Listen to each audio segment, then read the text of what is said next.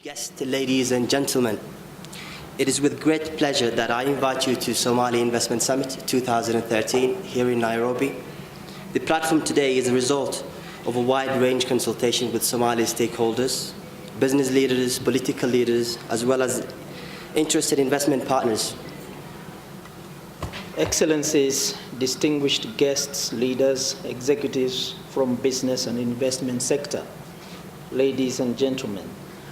Let me start by welcoming you all to Kenya and to this very important summit.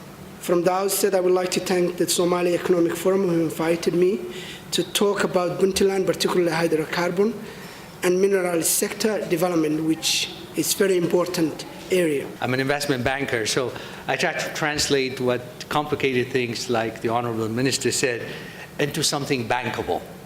Because I raise money for investors. I work with a lot of the private equity funds around the world. These three countries were not that far behind from China or actually from India, which is right here in 1960s. But then we're going to see what happened in the next 50 years in terms of income, in terms of life expectancy. The kind of development that we have had, say, in Kenya, if Somalia were at peace and had a government in place, I think the kind of development that we have seen in the past 10 years or so in Kenya predictably would have started in Somalia.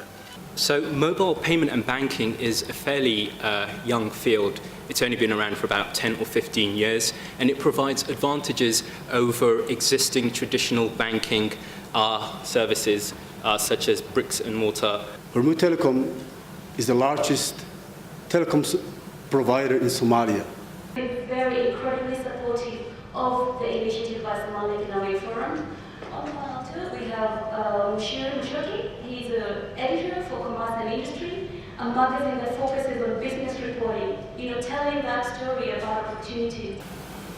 Around here, we have two beautiful rivers, and the rivers are called Shabelle and Juba. Now, this map will show you on the livelihood systems in Somalia. Today, I'm going to speak briefly about the need for hospitals in Somalia. And as a physician, I'm not used to this kind of venues where people talk about money and finance and stuff like that. To get us to think a bit more broadly than just Somalia.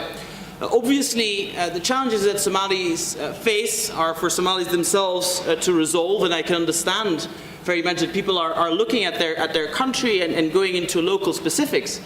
The work of rebuilding Somalia should be done by none other than the Somali people themselves. So what are the key principles of PPP? The first one is to know that the public sector drives what is required. Our money is made available to the private sector through competitions. We organise competitions of which the private sector compete for our money, because our money is actually grant money or zero interest rate loan money. I was staying for the last 23 years in Somalia. I mean, during the difficult time, I was staying in Somalia.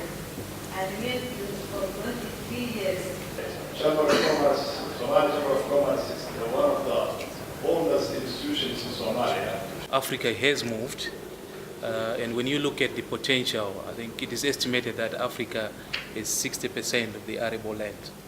First of all, Amal Express, we are Amal group of companies, but we use a brand name called Amal Express. which is one of the leading money transfer institutions in this sector, operating in the Horn of Africa, serving target communities all over the world.